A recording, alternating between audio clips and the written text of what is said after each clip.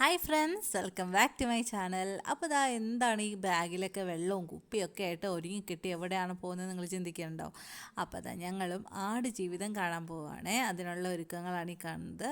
അപ്പം ഞങ്ങളുടെ അടുത്ത് തന്നെ ഒരു തിയേറ്റർ ഉണ്ട് കേട്ടോ. ഒരു നടന്നു പോകാനുള്ള ദൂരമൊക്കെ ഉള്ളൂ, ഏകദേശം ഒരു 10 മിനിറ്റൊക്കെ ഉള്ളൂ, അത്രയേ ഉള്ളൂ ദൂരം കേട്ടോ.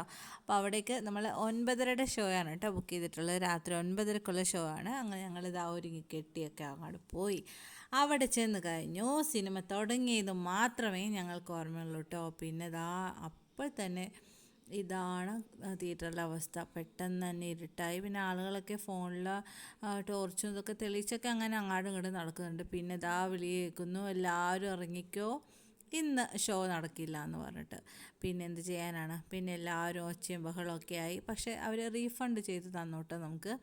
അങ്ങനെ ആ സമയം കൊണ്ട് എൻ്റെ കെട്ടിയവനാണെങ്കിൽ എന്താ പറയുക, നമ്മുടെ മുഗൾ മാൾ, കൊടുങ്ങല്ലൂരുള്ള മുഗൾ മാളിൽ 11:45 ഷോ ബുക്ക് ചെയ്തിട്ടുണ്ടായിരുന്നു പുറത്ത് നിന്നിട്ട്. കാരണം റീഫണ്ട് വാങ്ങിക്കാൻ വേണ്ടിയിട്ട് ഞാനാണ് ലൈനിൽ പോയി നിന്നത്. അപ്പോൾ ആ സമയത്ത് ആൾ പുറത്തുനിന്ന് ബുക്ക് ചെയ്ത് ഞങ്ങൾക്കറിയില്ലായിരുന്നു കേട്ടോ.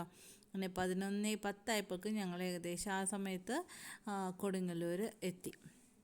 അവിടെ നിന്ന് വണ്ടിയൊക്കെ പാർക്ക് ചെയ്തു. അവിടെ നിന്നൊക്കെ ഇറങ്ങി മാളിലെത്തിയപ്പോൾ ഒരൊറ്റ മനുഷ്യനില്ല കേട്ടോ. സ്വന്തമായിട്ട് നമ്മുടെ കയ്യിലൊരു മാള് നമുക്ക് കിട്ടിയൊരവസ്ഥയായിരുന്നു. പക്ഷെ എന്ത് പറഞ്ഞാലും ഉറക്കം കളഞ്ഞിട്ട് നമുക്കൊരു സിനിമ കാണാനുള്ളൊരു മൂഡുണ്ടായിരുന്നില്ല കേട്ടോ. പക്ഷേ മോൾക്കും അതെ, ഇവർ എത്ര സമയം വേണമെങ്കിലും കളിച്ചൊക്കെ ഇരിക്കും. പക്ഷേ തിയേറ്ററിൽ ആ സമയത്ത് പോകണോ എന്നായിരുന്നു. പക്ഷേ ആൾ ഓൾറെഡി ബുക്ക് ചെയ്തുകൊണ്ട് പിന്നെ നമുക്ക് രക്ഷയില്ല, നമ്മൾ പോയി. ഞങ്ങളപ്പോൾ അവിടെ വീഡിയോ ഒക്കെ എടുത്ത് ഇങ്ങനെ അഹങ്കരിച്ച് നടക്കുകയാണ് കേട്ടോ. കാരണം ഒരൊറ്റ മനുഷ്യനില്ലല്ലോ. പക്ഷേ ഞങ്ങൾ മുകളിലെത്തി, തിയേറ്ററിൻ്റെ അടുത്തെത്തിയപ്പോഴേക്കും അവിടെ 2 ഫാമിലീസ് വെയിറ്റ് ചെയ്യുന്നുണ്ടായിരുന്നു കേട്ടോ. ഞങ്ങളപ്പോൾ ഇവിടെ ഇങ്ങനെ ഡിസ്പ്ലേയിലിട്ടിട്ടുള്ള ഡ്രസ്സും കാര്യങ്ങളൊക്കെ കാണിച്ച് അങ്ങനെ നടക്കുകയാണ്. സമയം അതായത് കൊണ്ടാണോ എന്നറിയില്ല, എൻ്റെ കണ്ണിൽ നിന്നും ഒരു കണ്ണുനീർത്തുള്ളി പോലും വന്നില്ല എന്നുള്ളതാണ് അതിശയകരമായ കാര്യം കേട്ടോ. എനിക്കാണെങ്കിൽ ചെറിയൊരു കാര്യം മതി, ഭയങ്കര സെൻസിറ്റീവായ ആളാണ് ഞാൻ.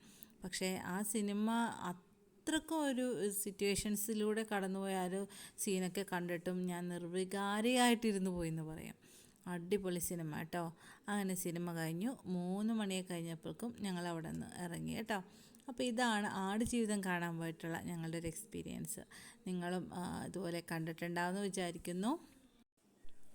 പക്ഷെ ഉറക്കം പോയെന്നുള്ള വിഷമമുണ്ടായെങ്കിലും കേട്ടോ, അതൊരു നഷ്ടബോധമായിട്ട് തോന്നിയില്ല. കാരണം സിനിമയുടെ മേക്കിങ്ങും കാര്യങ്ങളൊക്കെ നമുക്ക് അതിശയകരമായ കാര്യമാണ്. പിന്നെ നൈറ്റ് ഡ്രൈവിങ് അതും പൊളിയാണ് കേട്ടോ.